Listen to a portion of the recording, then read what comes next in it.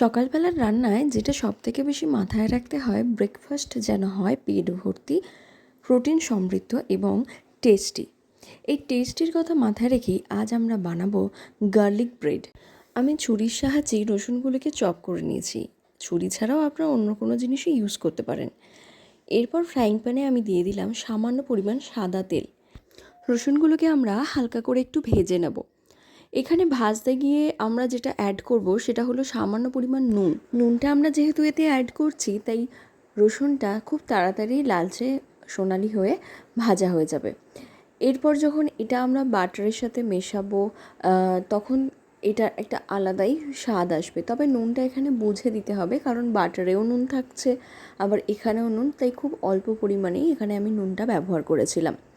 এরপর একটা বাটিতে কিছুটা পরিমাণ বাটার আর আরেকটু টেস্টটা বাড়িয়ে দেওয়ার জন্য সামান্য পরিমাণ অরিগ্যানো আর এই রসুনটা ভাজা আমরা নিয়ে নিয়েছি।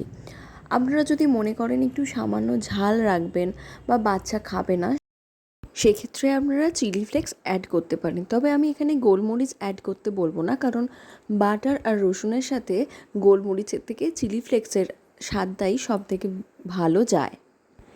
রসুনটা গরম থাকার জন্য বাটারটা কিন্তু ইজিলি মেল্ট হয়ে গেল। এবার একটা ব্রাশের সাহায্যে বা স্প্যাচুলার সাহায্যে আপনারা ভালোভাবে ব্রেডের সাথে এই বাটারটাকে মাখিয়ে নিন।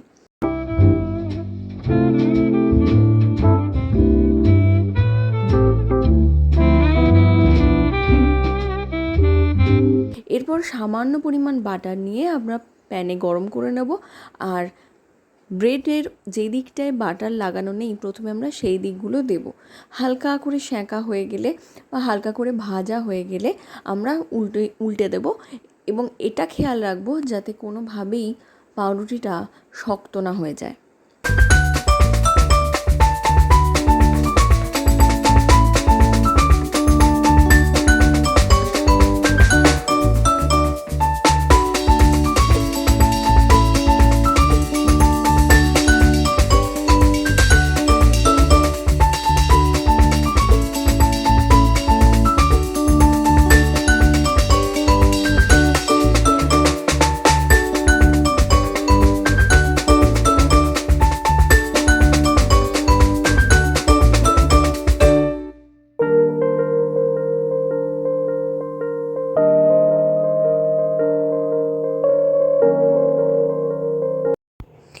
আমি কিন্তু এটা পরিবেশন করেছি সানি সাইড আপের সাথে।